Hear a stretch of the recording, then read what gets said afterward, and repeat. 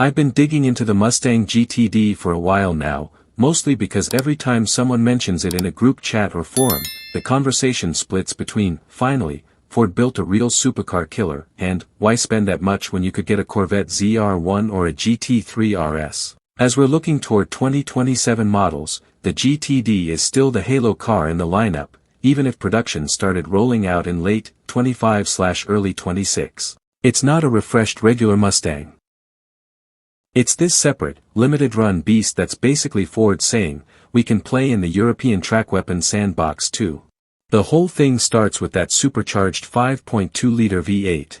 It's Predator-based, dry-sumped, cross-plane crank, not the flat-plane scream of the old GT350, and it makes 815 horsepower and around 664 lb-ft, that's more than the last GT500 had, and it revs eagerly up to about 7,650 revolutions per minute.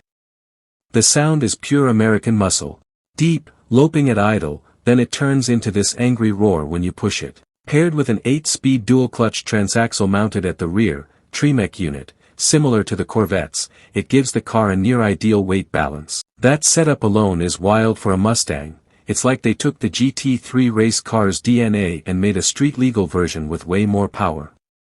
On the track, it feels surprisingly controlled for something pushing nearly 2,000 kilograms. The active suspension can switch modes that adjust spring rates and ride height, the dampers are incredibly effective, and those massive Michelin Pilot Sport Cup 2 rupees, or whatever track spec rubber they're running, give it grip that lets you carry serious speed through corners. Reviews talk about it bursting from apex to apex, pulling hard all the way to redline. Ford claims a top speed north of 200 miles per hour, 202 miles per hour or so, and 0 to 60 in the low 3-second range, like 2.8 seconds in some tests. It even set a quick lap at the ring for an American production car, which is no small feat. The aero package is aggressive, carbon fiber everywhere on the body. But here's where reality bites, it's heavy. All that tech, carbon bits, the transaxle, the supercharger plumbing, adds up, and it doesn't hide it like a mid-engine supercar would. Compared to a Porsche 911 GT3 RS or even the new Corvette ZR1, the GTD feels more like a brute-force hot rod that's been civilized rather than a scalpel. It's quick in a straight line and composed on track, but it doesn't have that telepathic precision or lightweight agility that makes those cars addictive. The rear-mounted gearbox helps rotation, but you still sense the mass when you're really leaning on it. One strong point that stands out, the way it delivers power. That torque hits hard from low revs, the supercharger whine mixes with the exhaust roar, and the shifts from the dual clutch are lightning fast without feeling artificial. It's addictive on a back road or a canyon run, pure, unfiltered fun in a way that's getting rarer. The weak point.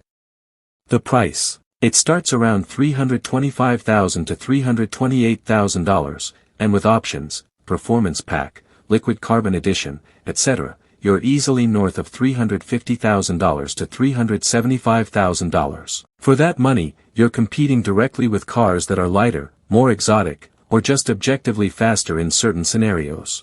It's a halo Mustang, sure, but it's not undervalued like some past Shelby models were. You're paying a premium for the badge, the V8 drama, and the "we did this in America" story.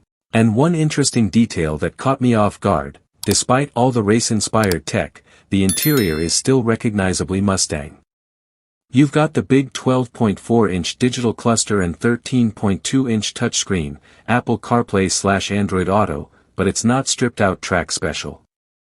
There's usable space, decent seats, though firm, and it doesn't feel like a penalty box. You could actually daily drive this thing if you wanted. Though good luck with the ride in street mode on crappy roads, and fuel economy is predictably awful. Overall, the GTD isn't trying to be a pure track toy or a refined grand tourer.